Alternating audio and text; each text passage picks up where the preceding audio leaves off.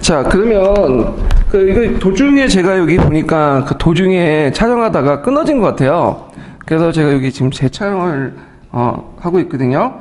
그래서 예전에 이제 블레스토 리토포스크 조약 그 얘기하다가 도중에 끊어진 것 같은데, 이 블레스토 리토포스크 조약은 이 레닝의 공상 정권하고 이 독일이 맺은 그 조약인데, 그 레닝의 입장을 볼 땐 상당히 그 굴욕적인 조약이에요. 그 내용들을 보면 되게 이제 오늘날 우크라이나나 그다음 백러시아의 상당수를 독일에 하장하는 내용이고, 그래서 전체 그 소련 인구의 한 20% 정도가 이렇게 독일로 넘어갔거든요.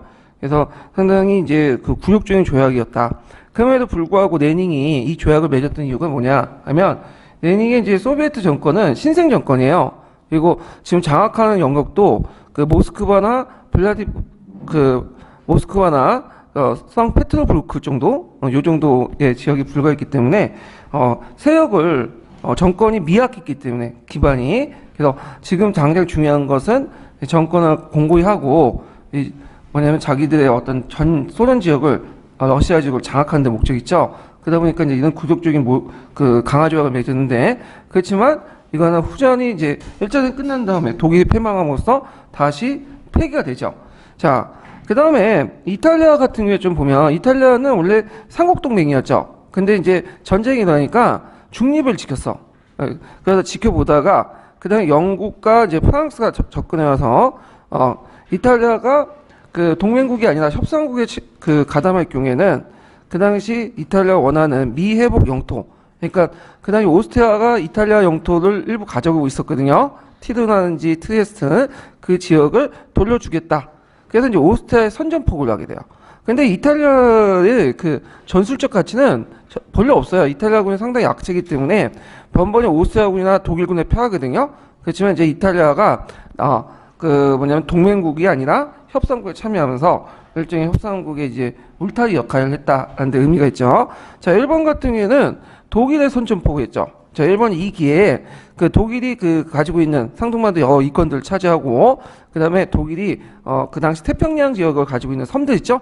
그런 섬들을 장악하기 위해서 이렇게 했는데, 그 과정에서 이제 이 상동반도 이권을 둘러싸고 나중에 오사운동 이런 발생 원인이 되죠.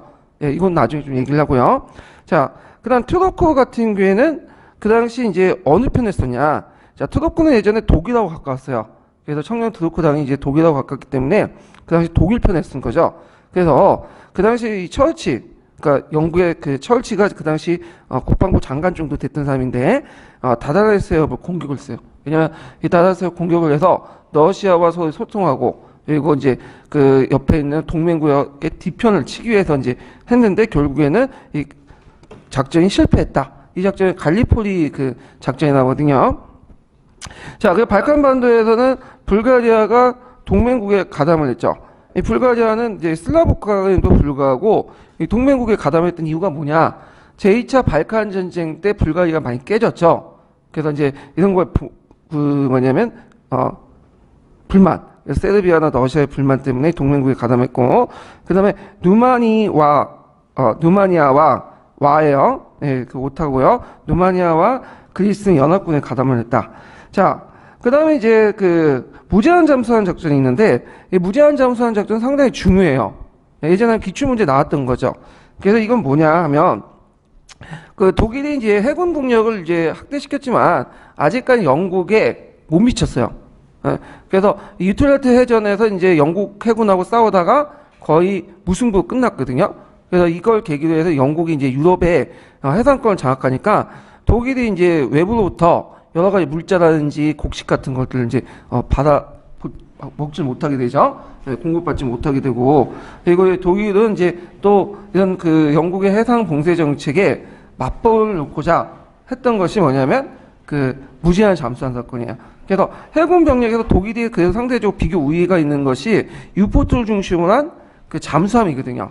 그래서 이 잠수함을 동원해 갖고 거꾸로 영국부터 오는 여러 가지 이제 항섬들을 봉쇄를 해버린 거죠. 그래서 심지어는 그 동맹국 자기의 그 협상국 측 그 군함뿐만 아니라 상선, 그다음 중립국 상선까지 공격하게 되죠.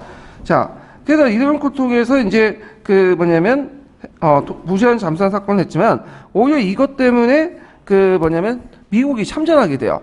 미국이 이제 원래는 중립을 지키고 있다가 그 당시 이제 그 무제한 잠수함 사건으로 해갖고 그 영국 상선이었던 누시타니어가 있어요. 이 누시타니어가 그 독일의 유포트에서 격침이 되거든요.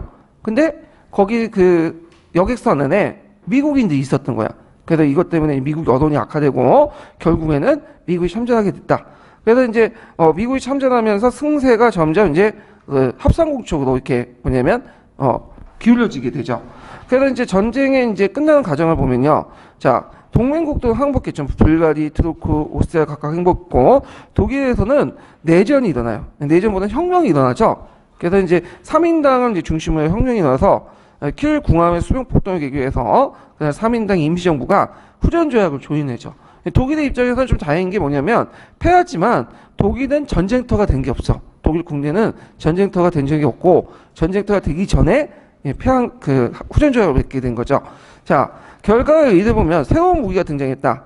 그래서 이제 그 비행선이 이제 등장을 했고 비행기 이런 것들이 등장했죠. 그래서 이제 하늘로부터 공격이 가능하게 했고 그다음에 독가스 이런 것들이 사용되고 그다음에 이제 탱크가 등장했는데 탱크는 이제 주 영국에서 만들었죠. 원래 탱크는 왜 만들었냐면 그 당시 참호전이 이게 되게 심했잖아요. 그래서 양쪽에서 이제 그 뭐냐면 참호를 파고 중간에 싸우는 형태인데 참호전을 뚫지 못한 이유가 뭐냐면 이 코치카에 있는 뭐냐면 그 기관총이야. 오늘날 말하면 군대 가면 M60 있죠.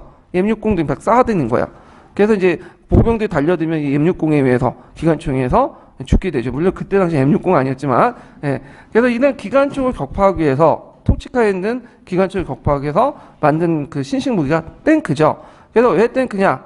원래는 이제 이것을 만들고 비밀 무기다 보니까 숨기려고 했어요. 그래서 사람들한테 이거는 물레에 넣는 탱크 있죠. 그 탱크라고 이제 속였기 때문에 그 명칭이 나왔다는데, 자, 탱크가 등장함으로써 이 참호전이 격파가 되죠. 예, 참호전 뚫을 수 있죠. 탱크가 왜 이런 역할을 하냐면 탱크가 이렇게 줄을 쭉 쓰고 탱크 뒤에 누가 있는 거죠? 보병이 따라가는 거야. 예, 그러면 이 기관총을 쏟아오는 그 총알들 다 막을 수 있잖아요. 그래서 우리가 영화를 볼 때 1차 세계대전, 2차 세계대전 영화 보면 탱크가 쭉 있고 보병이 그 탱크 옆에 있는 게 아니죠. 어디에 있죠? 탱크 뒤에 서 있죠. 그것은 이제 날아오는 총알로부터 피하기 위한 거죠. 자, 이런 것들을 탱크를 통해서 이제 참호전을 격파를 했다. 그래서 이 탱크의 등장은 상당히 전략 전술의 변화를 불러일으켜요.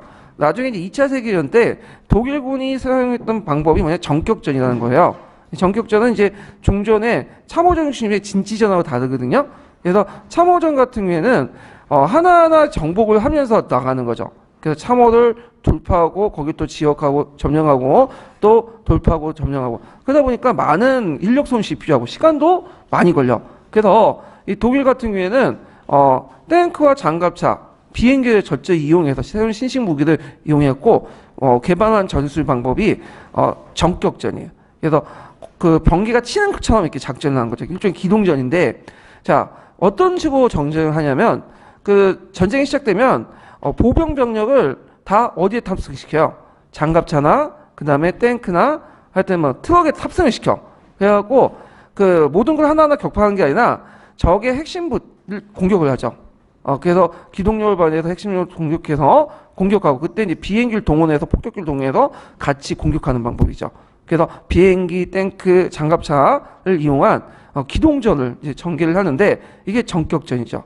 그래서 이런 걸 통해서 점령 전투 시간을 좁힐 수 있고 피해를 뭐냐면 줄일 수 있다. 이렇게 이제 특징을 갖고 있죠. 그래서 이제 독일이 폴란드를 침공할 때 몇 달 걸렸어. 딱 한 달만 걸렸어. 그 넓은 폴란드를 한 달 만에 점령했죠. 예. 그래갖고 이제 이런 방법을 했다는 걸 좀 기억을 해두시고요. 그게 가능했던 것은 독일이 이제 1차 세계대전 패배 후에 병력이 많이 감축되거든요. 한 10만 명 정도 감축이 돼요. 그래서 그때 이제 많은 이제 1차 세계대전 하작했던 그 지도자들, 장군들이 물러나.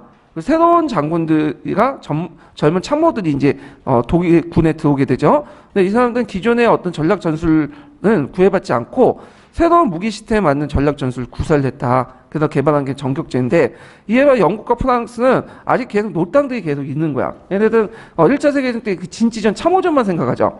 그래서 이제 프랑스 같은 경우에는 이 진지한 참호전을 대비해갖고 염두해갖고 만든 것이 독일하고 프랑스의 국경에 있는 뭐가 있죠? 마지노선이라는 거죠. 그래서 콘크리트 장벽 만들어놓고 거기에다 이제 각종 대포, 기관총 이렇게 정비를 해놓고 이렇게 했는데 독일은 그 2차 대전이 터질 때 이 마지노선을 공격한 게 아니죠. 어디를 공격했어요? 프랑스가 방비가 허술했던 북쪽 지역인 벨기에 지역을 우회로 삼아서 공격을 해온 거죠. 그래갖고 이제 지게 됐는데 그렇지만 이런 전격적도 한계가 있어. 어떻게 이제 한계가 드나요? 러시아전에서 한계가 되는 거죠. 러시아는 이제 땅이 넓잖아요. 예. 그러니까 이제 독일군이 처음에는 이겼어요. 러시아한테. 계속 근데 러시아 계속 이기죠. 러시아는 계속 도망갔죠. 나폴레옹이 했던 것처럼. 그래서 그 공간을 버리고 시간을 버는 방법으로 이렇게 전략 전술을 했는데 결국에는 병창선이 길어지면서 그 겨울이 다가오면서 이제 어떻게 러시아군이 소련군이 방벽이 그죠. 그래서 모스크바 앞에서 이제 저지되게 되고 스탈린그라드에서 이제 뭐냐면 그 독일군이 포위가 된 과정에서 이제 항복하게 돼요. 그래서 결국에는 이제 그 소련군한테 패하게 되는데 이런 기동전을 중심으로 한 전격전을 또 미국이 나중에 도입이 돼갖고 독일을 공격하는데 또 써먹죠. 자, 뭐 이렇게 탱크에 등장한 이런 전략 전술을 불러일으켰다. 그 다음에 전쟁이 정황에 상관없죠. 이제 모든 국력을 다 쏟아야 돼. 총력전이죠. 전 국민이 전쟁에 동원됐고 특히 여성들도 전쟁에 동원됐다는 거죠. 그래서 남자들이 군대에 가 있을 동안 그 후방에서 그 군수품을 만들거나 그 다음에 이제 남자를 대신해 사회 진출하거나 그래서 이렇게 해서 여권 신에 크게 도움이 됐고 서양의 역사에서 특징이 이제 뭐냐 하면 예전에 말했지만 피를 흘린 만큼 뭘 주는 거야? 정치 권리를 주는 거죠. 예. 그래서 이런 특징들 가지고 있다. 그래서 이후로는 유럽의 그 1차 세계 이후에 영국을 필두해 갖고 선거권을 획득하기 시작했다. 여성들이 이렇게 이제 보시면 돼요.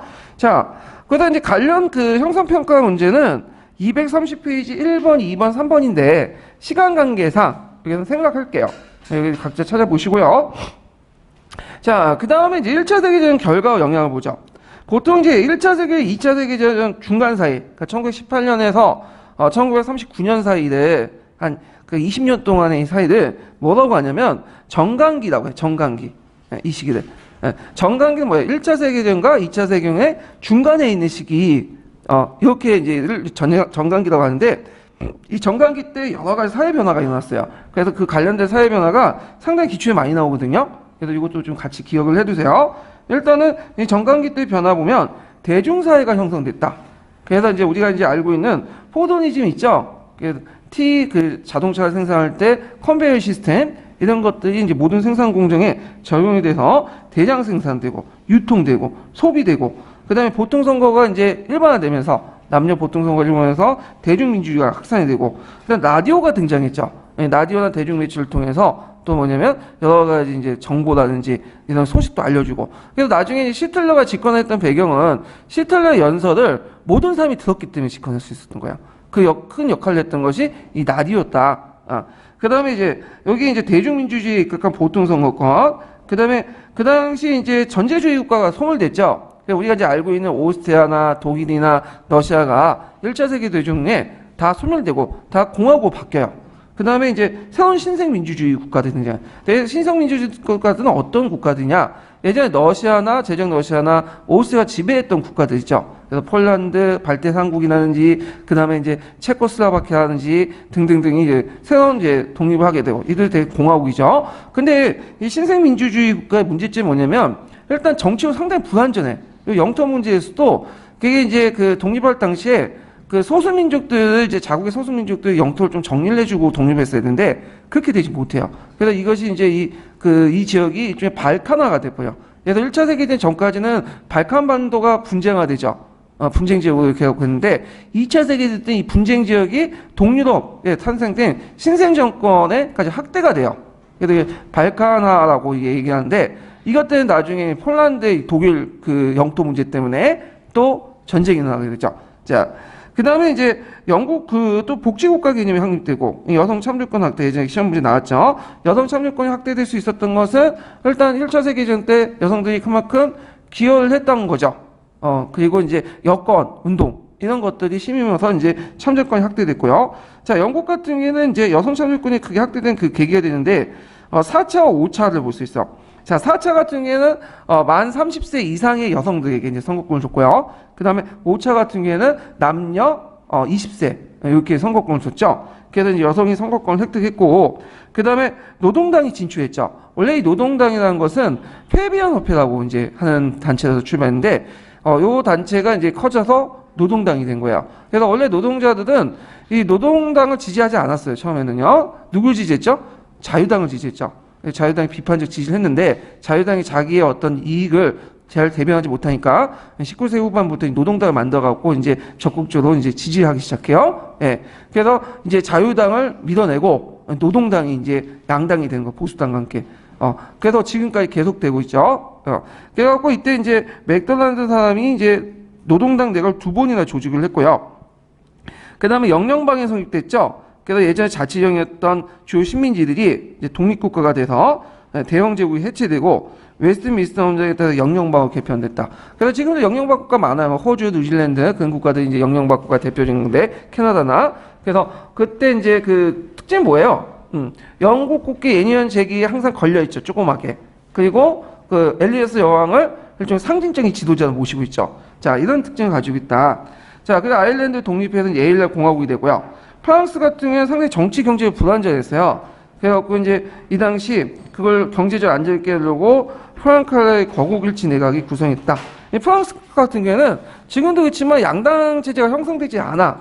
그래갖고 이제 독일 같은 경우나 영국처럼 뭐 노동당, 보수당, 뭐 기민당, 그 다음에 그 3인당 이런 체제가 아니라 영국 같은 경우에는 프랑스는 좌파 연합이니 그 다음에 또 우파 연합이니 하면서 여러 정파들이 이제 우후죽순 있었던 거죠. 프랑스 같은 경우는 상당히 이런 측면에서 정치도 불안전했다.